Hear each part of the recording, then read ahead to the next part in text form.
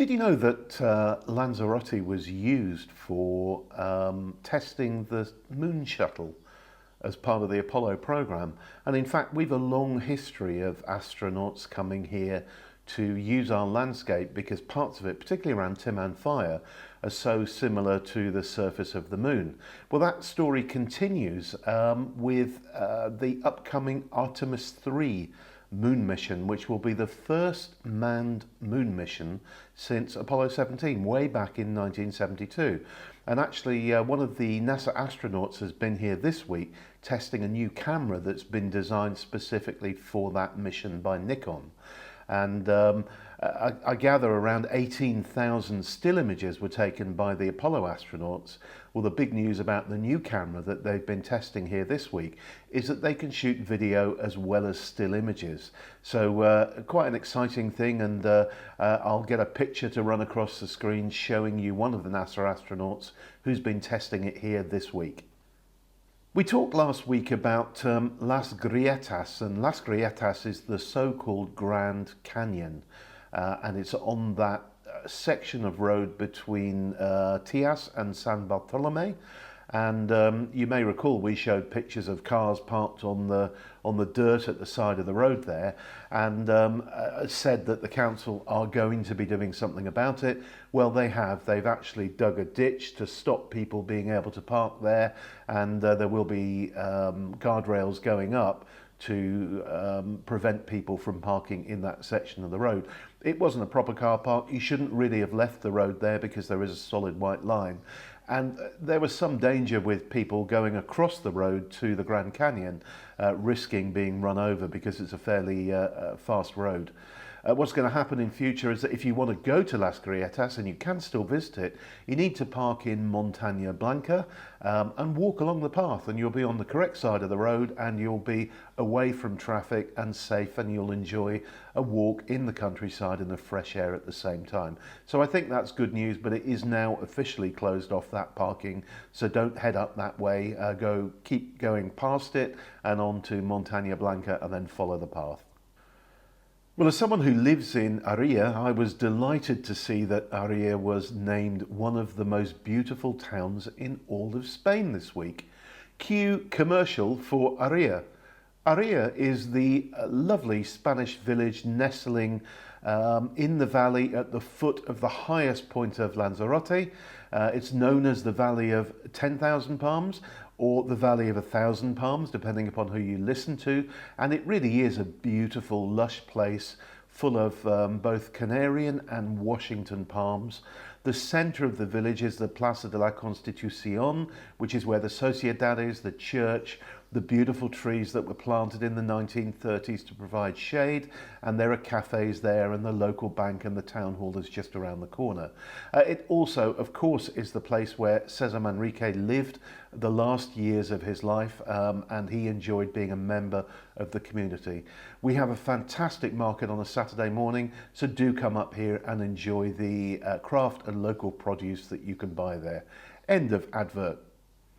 I was pleased to see that Arrecife City Council have gone ahead with their purchase of e-bikes, and the idea is that they'll have 61 of these e-bikes in various locations, 9 different locations I gather, around the capital, and you'll be able to hire them, ride around the capital and park them back in one of the charging stations.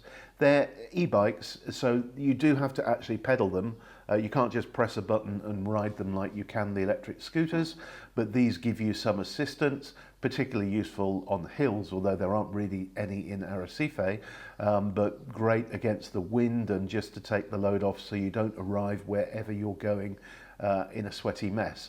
The idea behind these, of course, is that it will reduce pollution in the city and also free up congestion and traffic, and it's the sort of thing I will use because I quite often have to go into Arrecife and do 3 or 4 different things, and previously I've parked in one of the centre car parks and sometimes move the car from place to place. Well, now I'll be able to park out of town, grab one of these e-bikes, go and do the 3 appointments I need to do, and then cycle back somewhere near to wherever I've parked my car. So we'll keep you posted on that as soon as they go live. They're not available yet, but they will be soon. A bit of a drama this week at sea. The cruise ship Marella Explorer. I always want to say Marea because it's a double L, but I think it's actually pronounced Marella Explorer. A passenger was taken seriously ill. The ship was 13 kilometres off the coast of Lanzarote. The Coast Guard sent one of their vessels out to it, and they disembarked the passenger and his or her companion, brought them to shore where they were met in the marina in Arrecife and taken by ambulance to the hospital. So I haven't had any update on the patient, but the whole thing worked pretty seamlessly and pretty effectively. So fingers crossed that he or she is now recovering well on the island. You might remember that back in 2012, the Cabildo decided to encourage local people to start to grow olives on the island. And up until that point, there weren't really any olive farms here.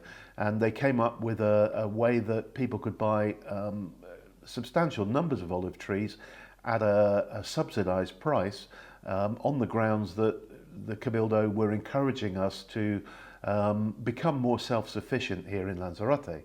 So that was back in 2012, and you may have seen the olive groves appear all over the island. There's a huge one as part of Finca de Uga, near Uga, and there's another one in Los Valles, just as you go through that village between Aria and Teguise. There's a big one on the left-hand side, and I've watched those trees in both of those locations and others since they've been planted grow to become mature and substantial trees, and producing a decent crop of olives every year. So much so that the olive oil making machinery that was installed back in, I don't know, 10, 12 years ago or so at the agricultural test centre, which is on the road between Teguise and San Bartolome, can't cope with the volume that we've got now.